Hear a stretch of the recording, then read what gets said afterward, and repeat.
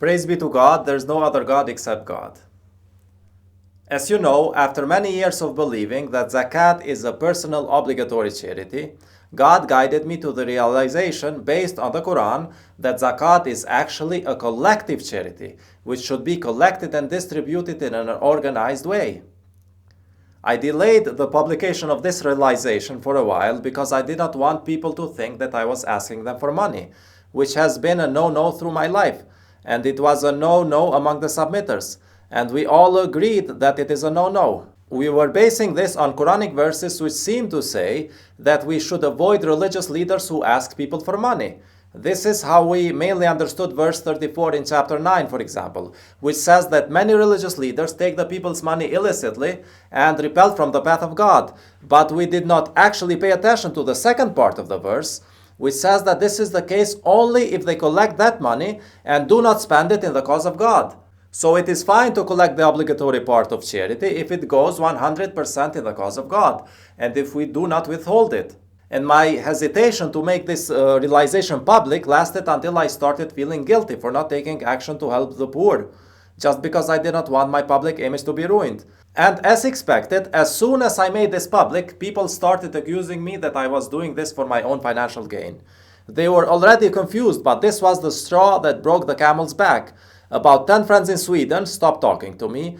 The leaders of about 100 other submitters in Chennai, India, who had previously claimed to believe me, they also stopped talking to me, at least the ones through whom I had been keeping my contacts with. And I don't know about the others.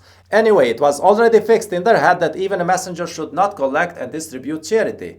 And of course, as I expected, people all over the social media accused me that I'm doing this for my own financial gain. Let's see how much I gain financially from this. Let's calculate how much my own ideas benefit me financially.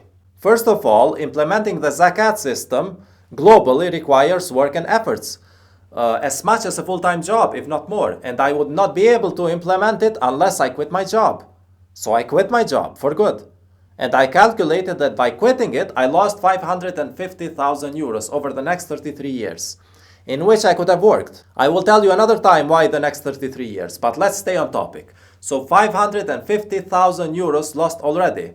Second, I'm only allowed to implement the Zakat system online if I provide Friday sermons online, and vice versa, because they go together. You cannot collect Zakat online while not providing a solution for Friday sermons online for the same people.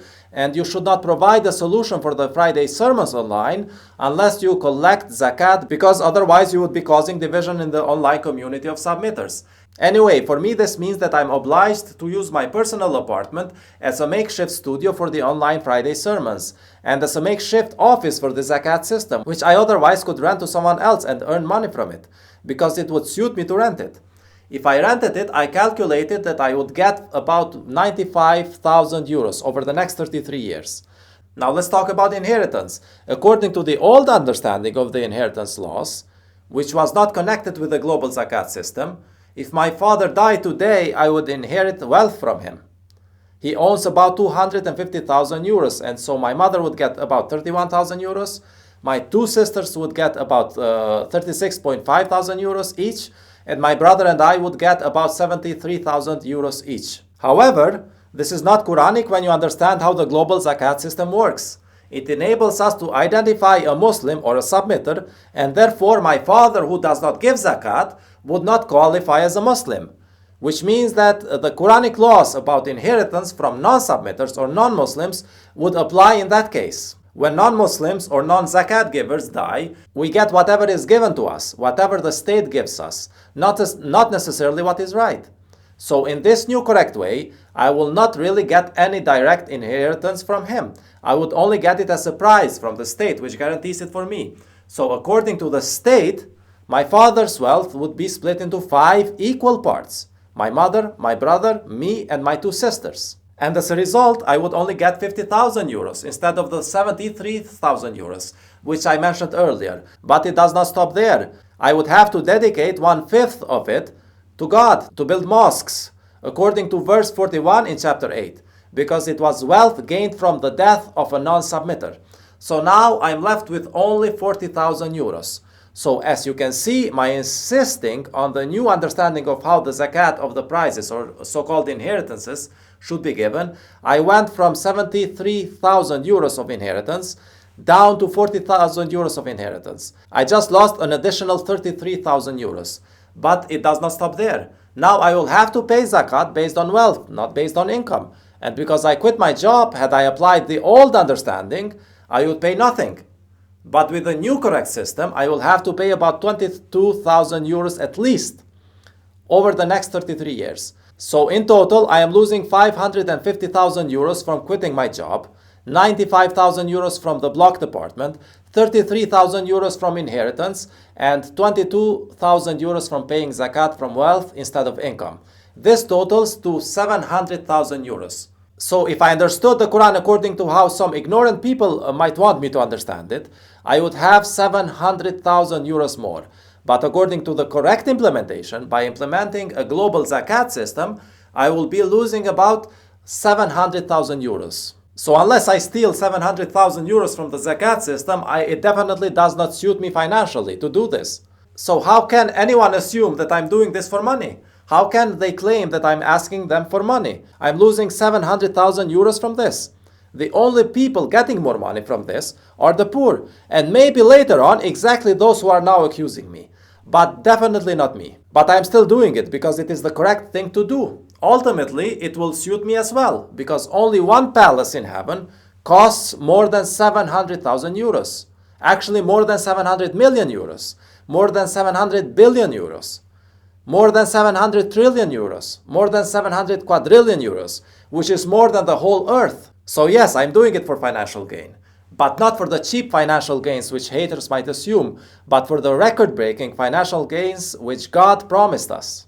So yes, the zakat system does ultimately benefit me. It also benefits you, and it can also benefit them if they only understood. It benefits all of us. It's God's system. And by the way, it would be unwise of me to give up 700,000 euros unless I was confident that we will be able to help the poor with more than that. We will be able to help them with 700 billion. Not million, 700 billion euros until the end of the world. We will start slow and finish fast, but 700 billion is definitely a realistic number until the end of the world. And if we add all the zakat from the previous generations and the zakat collected and distributed from now until the end of the world and take the inflation into account, we would be able to buy planet Earth with it. It's not a metaphor, for real. The disbelievers will be left with nothing. By the way, some of those friends, which I mentioned earlier, who do not agree that we should collect and distribute zakat, they will probably rejoin us, but not until they realize that they ran away from the truth, not because they disagreed with me, but because they love their wealth too much, and their children too much, and their wives too much, and their husbands too much, and their jobs too much. I really felt like they wanted to agree with me, and they respected me. But loving their wealth too much will hold them back, at least for a while. If not forever. How terrible it will be for some of them when they realize in the next world that it was not their intellectual thinking about these issues which kept them away from my words, but it was the stinginess inside their hearts which kept them away from the correct way of charity. What do people expect? Do they think that they can be 10 times wealthier while being 10 times less qualified and still be equally guided? No way, no chance. They will never understand my words. They will never understand the Quran as long as they are unfairly rich. There's nothing wrong with being rich, but unfair wealth prevents guidance. They have understood how these things work the wrong way around. They want to understand my words first as a condition for giving the collective charity. But that's not how it works. It's not my words which lead them to charity. It's their charity which will lead them to my words. Verse 92, chapter 3.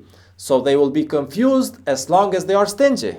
And if they only were smart enough to try it and to say, you know what, let me give the collective charity and give it without fear that it will go to waste and give it for the sake of God. And then they will finally be able to understand what I was really talking about and that they were able to verify exactly where their charity is going all along. And the curtain will be removed from their hearts.